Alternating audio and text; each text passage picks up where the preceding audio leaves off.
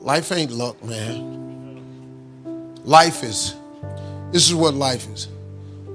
Life is hard work, life is faith, and life is grace. Faith without works is dead. You just keep the faith and work really hard and then ask God for as much grace as he can give you. Grace is God's unmerited favor. He gives you stuff you don't deserve. That's what you want out of life. You want God to do something for you that you just don't deserve it. He said justice is when you get what you deserve. Mercy is when you don't get what you deserve. Grace is when you get what you don't deserve. And you hear old people say, all I want is a little more grace. I just want some grace. I want God to give me a house that I don't really deserve. I want him to give me a lifestyle I don't really deserve. See, that's a problem with people. They think they deserve something. No, you don't. I work really hard. Everybody work hard. You just need some grace, man. Need God just give you something that ain't on the vision board. Just need God to give you something that you didn't even ask for. That's when life get real special for you. All I want is a little more grace. Like I got a vision board, right? But I ask God that his will be done in my life. Because what I can want, it can never compare to what God can give. You see what I'm saying? So you can want all you want, but if you line up with the will of God, what God has planned for you is way better than anything you could ever plan. You set your goals and your aspirations, but then you leave the open end to your thy will be done on earth as it is. It's the Lord's Prayer. Man, it's not, when your mama teach it to you as a little kid, it's like really the dopest prayer, man. Give us this day our daily bread. Don't ask for nothing else. Quit worrying about tomorrow. Just help me make decisions for today that let me live the best day. When you worry about tomorrow, you're off into something you have no say-so in. You have no control. So why would you worry? By worrying does not add a single hour to a day. Not 1 hour. So what you got to ask God for is your daily bread. Just for today. You'd be amazed what would happen to you if you quit tripping about tomorrow. Just today. Today is plenty. Today is so adequate. That's why he gives us 24 hours and he breaks it up into day and night. You know why? Because he knows 24 is too much. So he lets you stay up during the daytime, let you go to bed at night so you can recover. You think I'm lying? Stay up 24 hours, see what happens. Just stay up 24 hours and see what happens. You ain't gonna believe it's too much. People they write books about success. And people kill me when they write about success, but they don't tell people about God. You're trying to be successful without God, you ain't gonna make it. You can try, but you're not gonna make it. You might make it a little way, but you can't stay there. It's not sustainable. You have to have faith, man.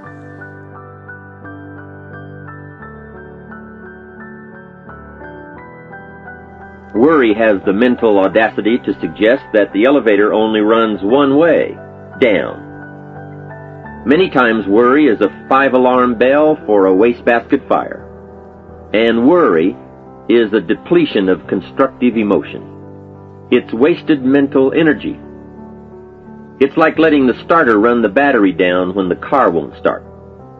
And worry is most often a lack of all the facts, a lack of full understanding, a lack of total information, and an unpreparedness of ability, knowledge, talent, courage, faith, and all the other virtues.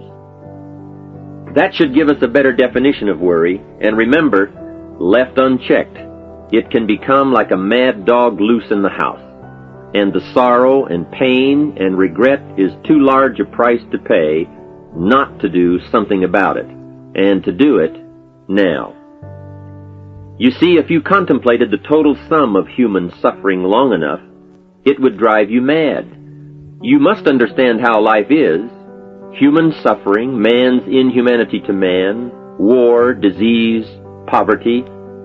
but it must be in what I call its rightful ratio of your mental and emotional time.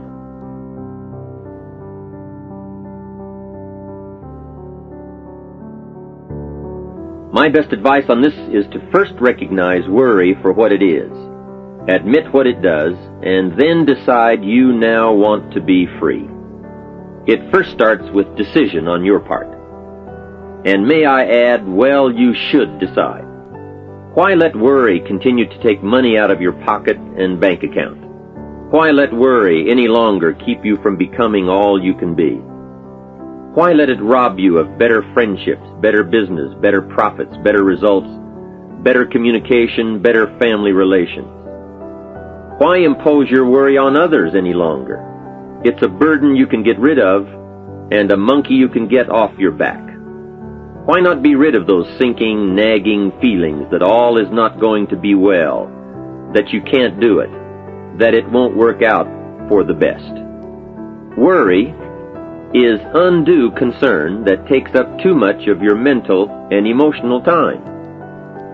Now, we must all be concerned. Hey, life is no joke except to the jokers.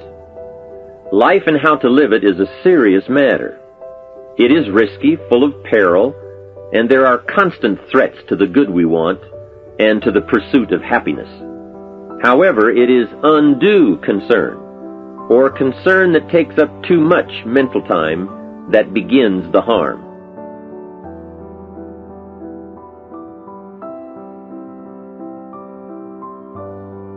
Worry is unreasonable. It's unreasonable. In other words, it doesn't make sense.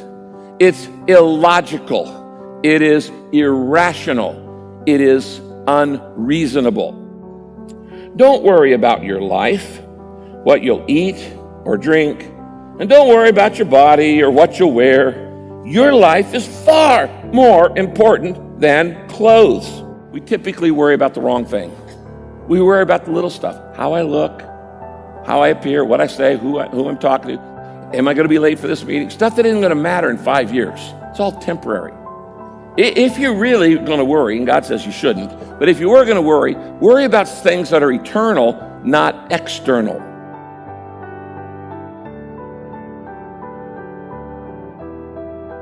Who of you, by worrying, can add a single hour to his life? Worry can't make you an inch taller. Worry can't make you an inch shorter. Can't make you bigger or smaller, thinner or fatter. Worry doesn't work. He says, who of you can change anything? He said, you can't add even a single hour to your life. Worry about any problem in your life will never move you one step toward that situation. Worry is worthless. It's stewing without doing. It's investing a lot of emotional energy for something that doesn't going to do anything. Worry cannot change anything in your past. It's already done. Your past is past, so why are you worried about it?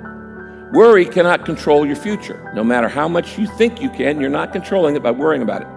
So if it can't change the past and it can't control the future, what does it do? Messes up today.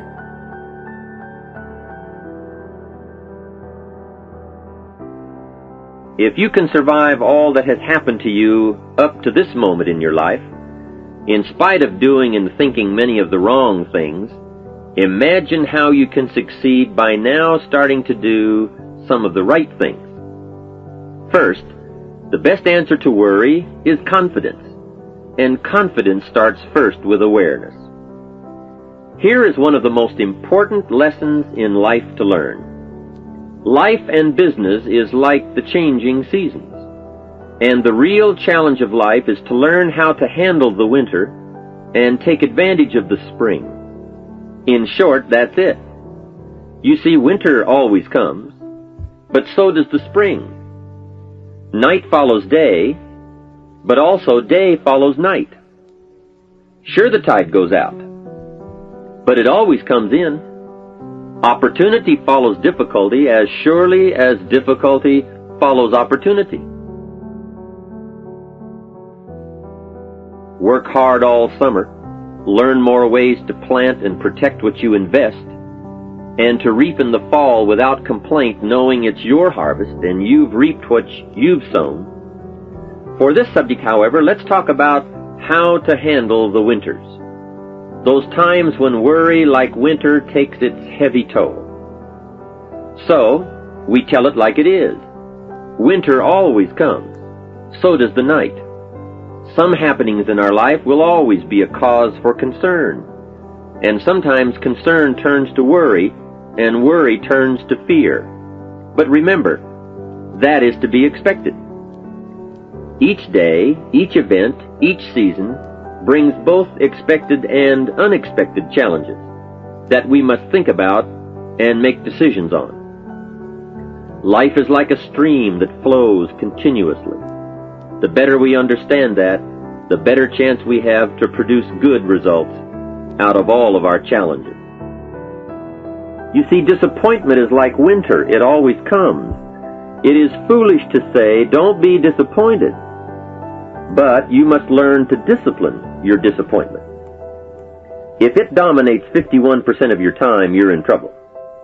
Continued heavy disappointment is like 12 months of winter. And 12 months of winter leaves very little alive. Use the guidelines of seasons to adjust to all the meaningful things that happen to you. So concern, fear, and disappointment, like many human emotions, serve a useful purpose as long as they are kept in their rightful ratio. Left unattended, the weeds take over. Disappointment rules. Worry breaks loose. Fear gets the upper hand, and doubt moves in. But managed, worked, given human action with will and knowledge and purpose, and gardens overcome weeds. Faith overcomes doubt, and confidence pushes worry into a small place. Build up inside of you that heavy desire to be free, to get on with building your life and lifestyle. Too much is waiting to delay. Take a new look at your opportunities. Figure out new ways to seize them immediately and make them work for you. And here is the key. Bring a new dedication that you will master yourself with enough discipline to be more than qualified to do the present job and prepare yourself for the next move up. Expose yourself to every stimulation possible that will put all this in perspective.